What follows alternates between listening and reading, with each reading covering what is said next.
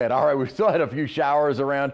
Tapped into that moisture from the Gulf of Mexico, considering yesterday dew points were in the teens and temperatures were in the 20s to start the day. Boy, a big shift today. Gotten into the 60s, a more humid air mass, and some scattered rainfall. We do need the rain, and we're definitely eroding away at our deficit from last year and also eroding away our drought little by little, and may get more of those opportunities next week. Some scattered showers on the North Shore. Had recently some passing moderate to even heavy rainfall move through the city once again, and may still have a few more showers before a front moves through in the next several hours.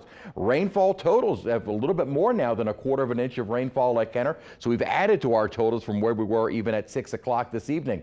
0.14 of an inch at Slidell, almost a quarter of an inch at Lakefront, a little more than a trace of rain, 0.07 down at Belle Chase. So everybody got a decent little shower here, and we'll stay under mostly cloudy skies until our front moves through. You can almost see the cloud cover to our north already starting to push south. So not much longer will that front move on through, and temperatures will be cooler to begin the day tomorrow. Low clouds, humid, dew point is 60–90% humidity right now. Winds out of the south-southwest at 8 miles an hour. In the 50s and 60s outside, you see our blue colors here on our contour map. That is the colder air that'll start moving in. Not quite the Arctic air just yet. We'll start with kind of a drop in temperatures and humidity for the day tomorrow, and then that Arctic air arrives later tomorrow night and into Saturday morning. Dew points will be falling, and notice they look like they're already starting to come down a little bit on the North Shore. We're starting to pick up a little bit of a northerly wind, so maybe already starting to tap into that drier air mass. And then our focus once again is back up into Western Canada, where the polar vortex is sending another surge of that Arctic air,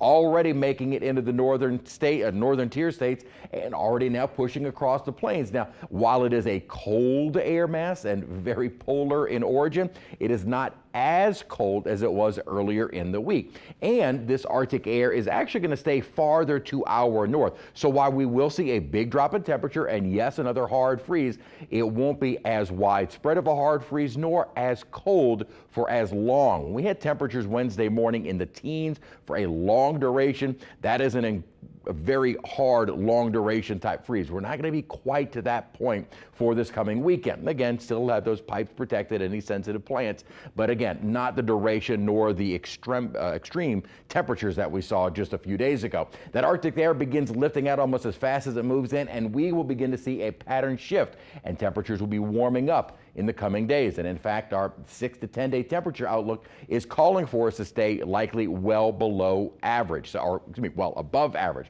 We will stay below average for the next few days before those temperatures start surging back into the 70s. But first, we have to get through those cold mornings and a hard freeze on the North Shore. But we're going to be right at the criteria for a hard freeze, about 25 degrees or so for a few hours. This is not the teens like we saw just a couple of days ago, but certainly cold. And again, metro area, we are not worrying about a hard freeze there.